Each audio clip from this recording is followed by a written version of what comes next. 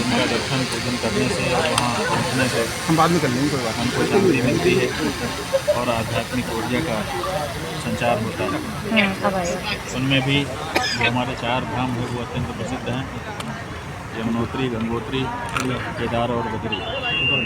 इन 4 धामों की यात्रा के लिए लाखों श्रद्धालु देश विदेश से यहाँ पर दीपक तेरे में आ रही आते हैं। लेकिन एक भ्रम उत्पन्न हो गया है लोगों के मन में, वो ये कि जब ग्रीष्मकालीन स्थानों पर पूजा पूरी होकर के पट बंद होते हैं तो उसका समाचार आप लोगों के माध्यम से पूरे देश विदेश में जाता है।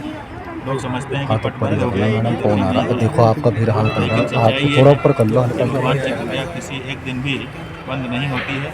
हाँ, जैसे किन्हीं देशों में या किन्हीं देशों में कौन शीतकालीन राजधानी अन्यत्र होती है और ग्रीष्मकालीन अन्यत्र होती है, उसी तरह से भगवान की पूजा के स्थान ग्रीष्मकाल में अन्यत्र हैं और शीतकाल में अन्यत्र हैं। ग्रीष्मकालीन स्थान में पूजा होती है, शीतकालीन स्थान में पूजा होती है।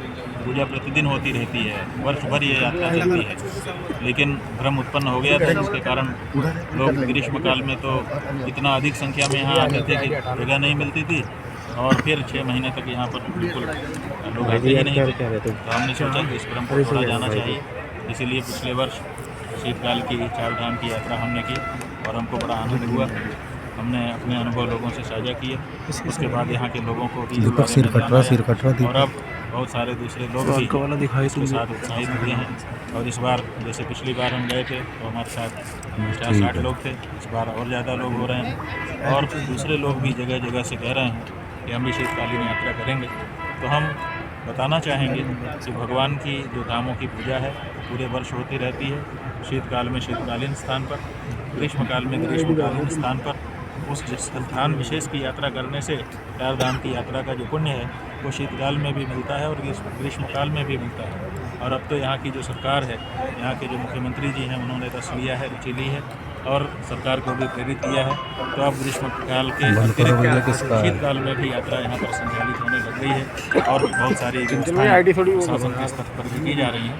इसलिए अब लोगों को यहाँ आने में कोई बाधा नहीं है और हम स्वयं इसीलिए यात्रा कर रहे हैं कि एक तो हमको भी आध्यात्मिक लाभ की आकांक्षा है और साथ ही साथ स्वयं यात्रा करके देखना भी चाहते हैं कि क्या कठिनाइयाँ हैं और क्या नहीं है, ताकि लोगों की कठिनाइयों को दूर करने के लिए सरकार को सलाह दे करके, परामर्श दे करके प्रयोग कर सकें। राज्य सरकार भी इस बार काफ़ी जोर शोर से शीतकालीन यात्रा का कर रही है। अगर आप राज्य सरकार के साथ मिलकर इस प्रयास को करते तो क्या जल्दी फल मिल जाता? नहीं, राज्य सरकार अपने ढंग से काम करती है, हम तो धार्मिक व्यक्ति हैं, हम अपने ढंग से कार्य करते हैं और जो यात्रा है हम अपने स्तर से अपने ढंग से ही करना चाहते हैं।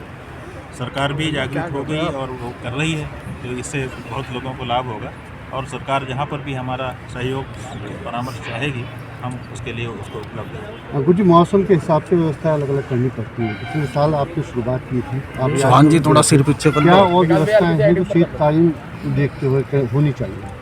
देखिए, पिछली बार तो जब हम गए तो मौसम इस तरह का था कि हमको लगा ही नहीं कि कुछ अतिरिक्त व्यवस्था करने की आवश्यकता है। चौहान जी सिर पीछे कर लो थोड़ा सा, प्रेरित करने की आवश्यकता महसूस हुई।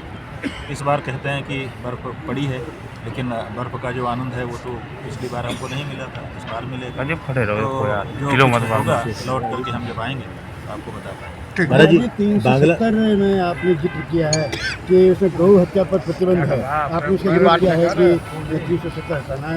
अरे भाई नहीं, 370 धारा जो है उसके अंतर्गत जो 2 विधान की बात थी उसको समाप्त करने के लिए 370 धारा हटाए जाने का हम स्वागत करते हैं। लेकिन उस धारा के अंतर्गत गौ रक्षा वहाँ पर हो रही थी, गाय की हत्या के लिए कड़े दंड का प्रावधान, उस कानून को भी उसी के साथ हटा दिया गया। जैसे कोई कहे कि हमारी दाढ़ी चुभ रही है, हम इसको काटना चाहते हैं, तो कोई गाल भी काट ले दाढ़ी के साथ साथ, ऐसा ही हो गया।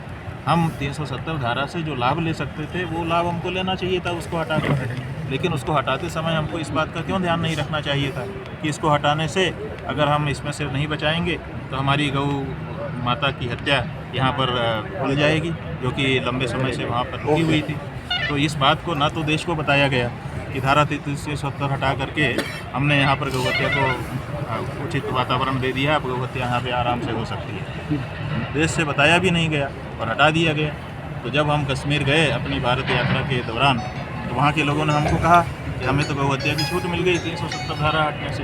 तब हमने फिर एक्ट मंगवा करके पढ़ा, तब हमको भी ये जानकारी हुई, तो हमने इसको पब्लिक में किया। और जब हमसे मध्य प्रदेश के गौ अभयारण्य में जाने पर पत्रकारों ने पूछा कि 370 धारा के बारे में आपका क्या विचार है, तो हमने कहा भैया ये गौ प्रेमी होने के नाते हमारा तो यही कहना है कि इससे अच्छा तो थे कि वो रही आती, क्योंकि उससे गौ रक्षा हो रही थी। तो हमारी भावना को नहीं समझा गया। कुछ लोग इसी में कहने लगे कि 370 धारा को फिर से लाने की ये वकालत कर रहे हैं। हमारी जो बात थी उसको पूरी तरह से चौहान जी सिर पे प्रयाग में कुंभ है, कुंभ को लेकर आपका कब प्रवेश होने वाला है? क्या हम जो है वहाँ पर जा रहे हैं और चौहान जी थोड़ा सिर पीछे अंतिम सप्ताह में माने पूर्णिमा से पहले ही, पौष पूर्णिमा के पहले ही अंग्रेजी तारीख 9 को हम कुंभ क्षेत्र में प्रवेश कर जाएंगे। वहाँ पर हम लोग गौ प्रतिष्ठा महायज्ञ का आयोजन कर रहे हैं। बहुत विशाल आयोजन है। 1800 पंडितों के द्वारा 324 कुंड बना करके पूरे महीने आहुतियाँ देते हुए गौ माता के प्राण और प्रतिष्ठा की रक्षा के लिए यज्ञ किया जाएगा। वहाँ पर परम धर्म संसद का आयोजन होगा और इसी तरह के दूसरे अनेक आयोजन हम लोग करने वाले हैं। तो इसके लिए हम प्रवेश कर रहे हैं और हम चाहते हैं कि इस कुंभ से ये संदेश निकले कि पूरे देश का जो हिंदू है वो गौ हत्या बंदी और गौ माता के प्रतिष्ठा की बहाली। महाराज जी, बांग्लादेश में जो हिंदुओं की स्थिति हो रही है उसको लेकर केंद्र सरकार का जो आपका हो गया क्या? हाँ तो निकल जाओ आप। अरे इन्होंने सारे का नाश कर दिया। हमको तो बड़ी आशा थी कि कम से कम लेना तो हिंदुओं पर अत्याचार हो रहा है। तो वैसे हिंदू राष्ट्र नहीं है हम, लेकिन हिंदू बहुल राष्ट्र तो है ही है। तो और हिंदुओं की जन्मभूमि, हिंदुओं की मातृभूमि, हिंदुओं की पितृभूमि, हिंदुओं की पुण्यभूमि भारत ही है। तो भारत की सरकार कम से कम हिंदुओं के पक्ष में आवाज़ उठाएगी। लेकिन भारत की सरकार जिस पार्टी की है उस पार्टी के लोग तो जगह जगह पर प्रदर्शन कर रहे हैं, लेकिन सरकार कुछ नहीं बोल रही है। और